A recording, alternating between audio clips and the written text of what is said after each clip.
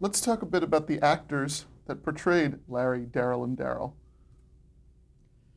Bill Sanderson, Tony Poppenfuss, and John Volstead. Yeah.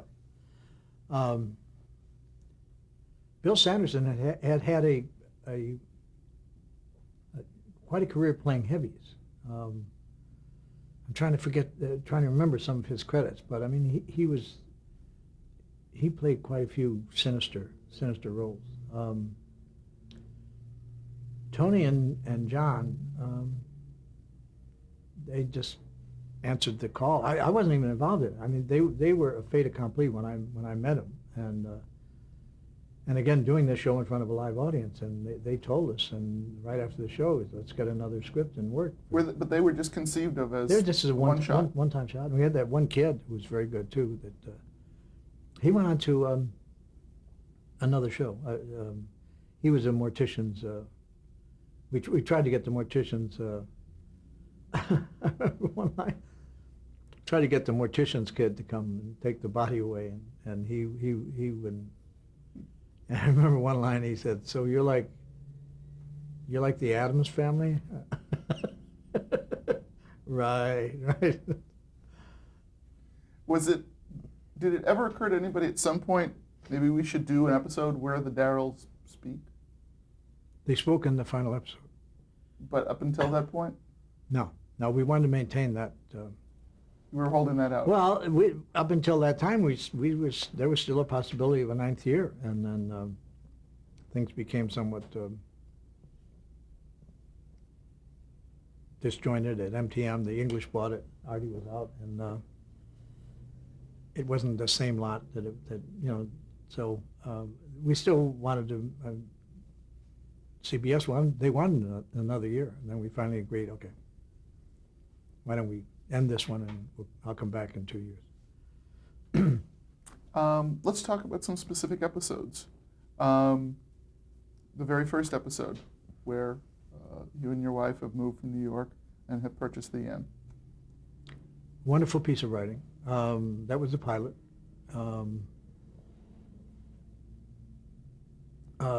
We had the equivalent of Daughters of the American Revolution. They were a group whose ancestors had lived in Vermont during the Revolutionary War, and the Stratford Inn had been there, and they had it was a part of their lives, and they wanted to have their annual meeting at the Stratford Inn. So they asked me if I would do some research on the history of the Stratford Inn and their relatives, and I did, and found out that the Stratford Inn in the Revolutionary War was a house for soldiers to kind of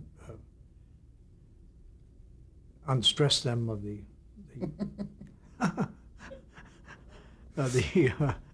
stresses of war. And feel free to euphemize or not. And it's funnier to euphemize than to hit it.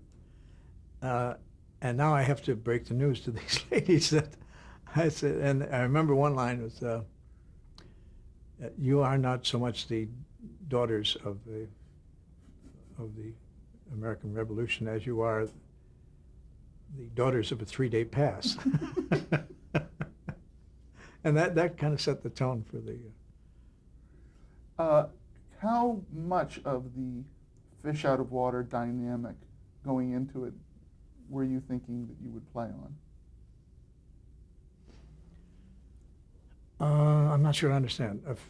Fish out of water and what? For your character being set against the locals of Vermont, how much mileage in the conceptualization of the show? In the conceptualization, it was just Vermont and the Northeast and the values and the. I don't think it was. I think we knew maybe town meetings. We'd probably want to do a town meeting. Volunteer fire department, Harvest Moon Ball. I don't think we specifically knew the interaction with the townspeople. We kind of knew what they would be like. they were foils, At what point in the run of the show did you and the producers determine that your character would have the local television show?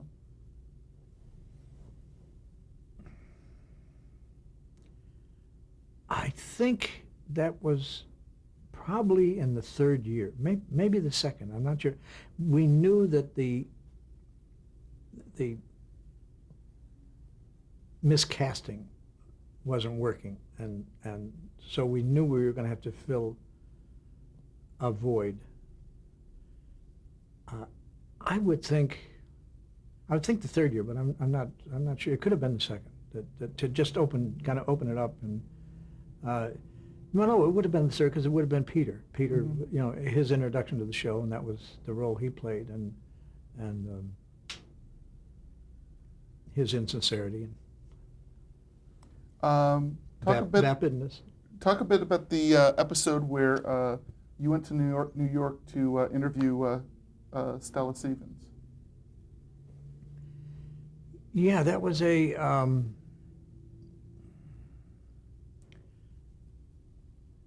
That was a two-parter. I think it was a cliffhanger. I think we could have ended one season with it and then started the next season with it.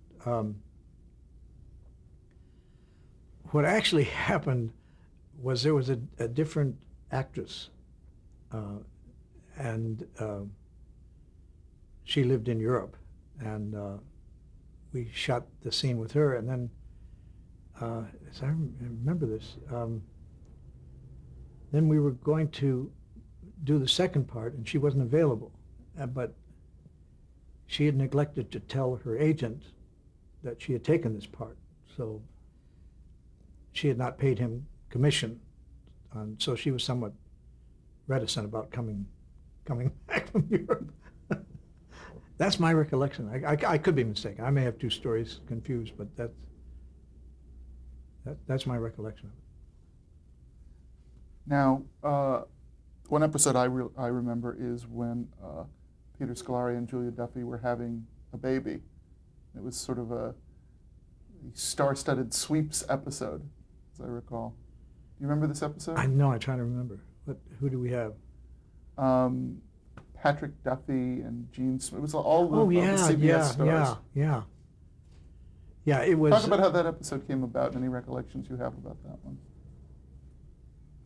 Not really, no. I mean, I read it. I read the script, and usually I'd get the script. They tell me the story, and it sounded like a good story, but you didn't really get the script until like Friday, the night you shot, and then you'd read it Sunday night, and so you couldn't change all that much. It had been cast, and the sets had been built, and so you had to kind of work around. If it was a show you weren't particularly wild about. I'm not saying that was one, but we would talk it out, saying, "Here's what we're thinking of doing for the final show," and we got Gene Smart, and you say, "Great, okay." Any memorable episodes that were favorites of yours?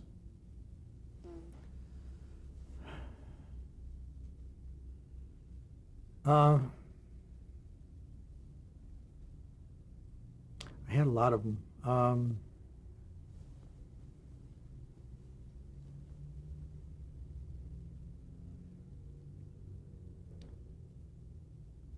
None comes to mind. I can't sort one particular one out. I mean, the problem is there's like 10 or 12 or 20. So it's which one of those. Well, as they occur to you as we're going through Okay. some of the questions, feel free to jump and say, "I remember one." We talked about the final episode. Let's talk about some of the people who were working behind the scenes. Aside from Barry Kemp, who were some of the other people you worked with on the show? Oh, we had David Merkin, writer. He went on to The Simpsons. Very funny writer. Mark and Mark. They did the last 2 years of the show. I'm going to forget names. Dan, who Dan never gave up. Last name escapes me at the moment, but he just would sit with the writers Um, Arnie Kogan. Arnie wrote some of our best scripts. I remember I went away. My dream was always to go to a dude ranch. And this predated the Billy Crystal, Jack Palance thing, and ever since I was a kid, I always wanted to go to a dude ranch, and finally got my wish. And it was not what I had envisioned it to be.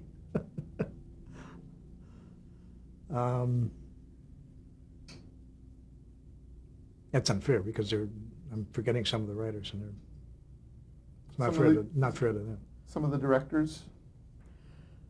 Dick Martin.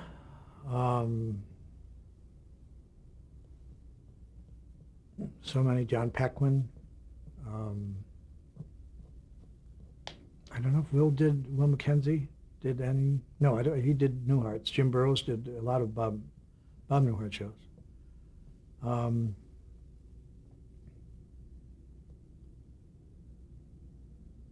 I think Peter directed one or two, Peter Scolari.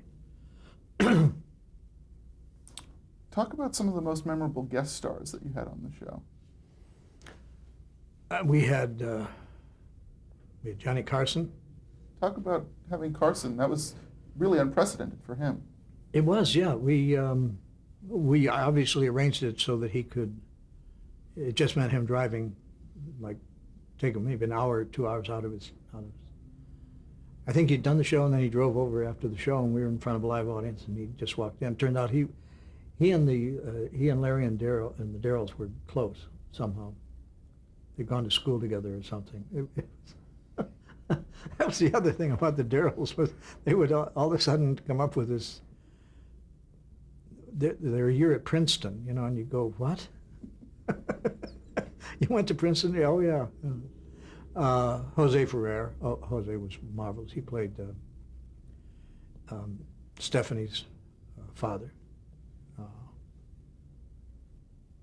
I remember. Give me some other names. Jason Alexander.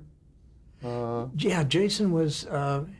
He just dropped by, and we used him in a couple. I think he dated Stephanie, as I recall, and. He was very interested in, in doing sitcoms, and really made a study of it. And then he went on to Seinfeld. Don Rickles. They wrote a show.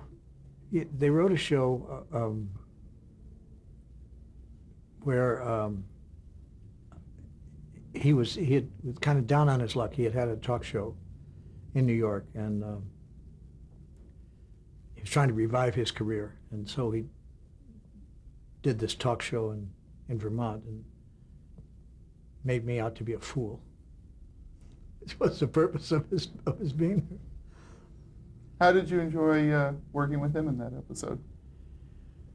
Well, Don and I worked together on a couple other things. No, Don's great. He controls the set when he's there, and he takes over, and I just kind of let him scream and rant and rave and insult everybody. And it's time to go to work, Talk about Bill Daly appearing on the show. Yeah, Bill was. I'm trying to remember the show. Tim Conway also appeared on it. I'm trying to remember because Billy and Dick and Steve Lawrence,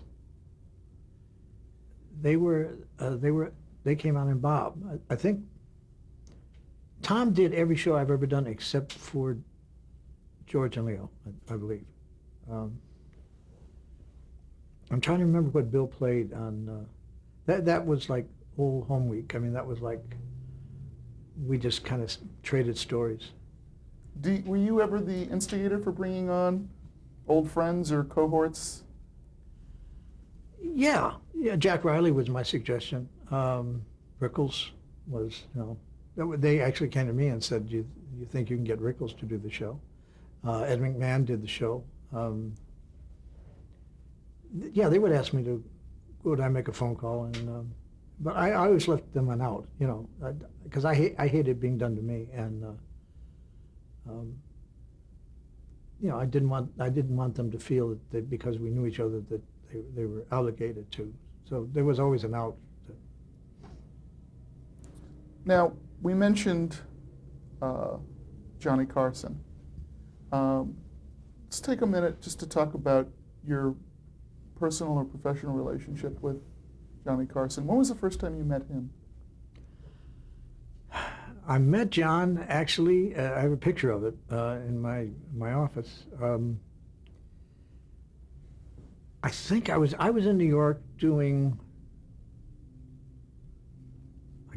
the Entertainers, and Buddy Hackett had a fundraiser for Tay-Sachs disease, and he invited me, and he invited Johnny, and Johnny and I were on the dais together. And Johnny walked over to me and said, "Hi, I'm Johnny Carson." I said, "Yes, I know."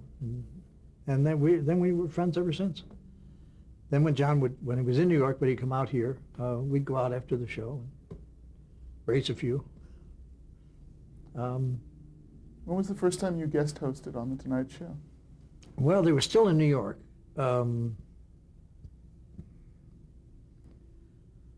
I guest hosted for 3 weeks in New York.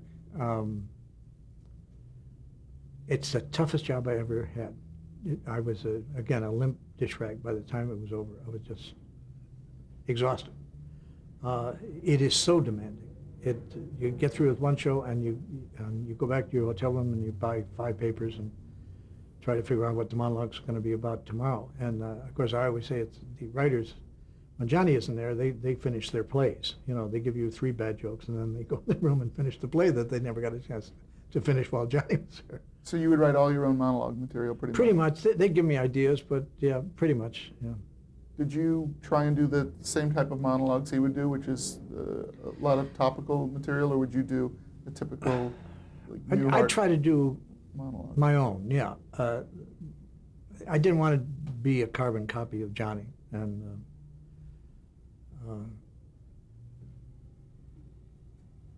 we remain friends. I mean, what he did is monumental, and I don't think will ever be equaled. The 30 years of doing that show. Any specific standout memories of experiences appearing on or guest hosting on the show? Johnny, yeah, he used to do a thing, which was a compliment, but in reverse. He felt he could trust me, and so he felt he could go wherever he wanted. And his favorite thing with me was to you do notes.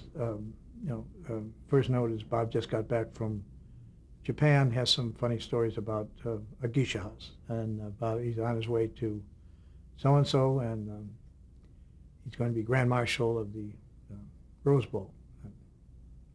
I come out, I sit down, and Johnny would go, "Do you ski?" And I go, "What?" And he had that look on his face. You know, do you ski? I said, "No, I don't ski," and I have nothing funny about it either. But I knew he would never leave me out there. John had that wonderful ability of always making his guests look good, and he always did. So no matter where he went, I went with him, and we had laughs. And, what did you find most? I remember one time. Well, I got back at him one time. I saw this the other day. I was on with him, and I said, you know, it's interesting. I was thinking the other day that comedians' marriages seem to last longer than other performers. You know? And Johnny, at this point, had been married 3 times, I think. So he gave me one of those looks, and the audience picked up on it. I said, "Well, yeah, Jack Benny. Jack and Mary, I mean, over the 50 years. George Burns, Gracie Allen." Johnny, yeah, that's true. Yeah. I said, "Jenny and I, he's about 32, and the Rickles 30. Yeah, I guess you're right. Guess you just have to be funny in a marriage. What do you think made him so good at what he did? Well, he once said it, as I understand it, he once said if he had devoted the time to his marriages that he had devoted to the Tonight Show, he'd still be married to his first wife. The Tonight Show was his mistress, and he devoted a lot of time to making it work. So, the Newhart show, after 8 seasons, came to an end. Again, your decision. Yep. You did this enormous final episode that was certainly a landmark in series television. TV Guide had listed it as the 5th most momentous moment on television. The first being the landing on the moon. The second was, I think, the Beatles. The third was Lucy, and I'm not sure it ranked there, but it, Certainly, I certainly hear about it a lot. certainly a moment that anybody that talks about your work will always point to as being like a high watermark. I suppose. Yeah. At that point, what did you, The other moment was JFK's funeral, with John there saluting. That's rarefied company to be in. so what did you feel after this enormous accomplishment you wanted to do next? I wanted a couple of years away from it, which I did. I had an agreement with CBS to come back in 2 years, and So what did you do during those 2 years? I did stand up, which I never had stopped really doing from the first time I did it. When I was doing the show in the summertime, we'd travel and go to Vegas or Cleveland or wherever, the theaters in the round. During those in-between times, did you ever get itchy that you weren't on a show, that you weren't doing it?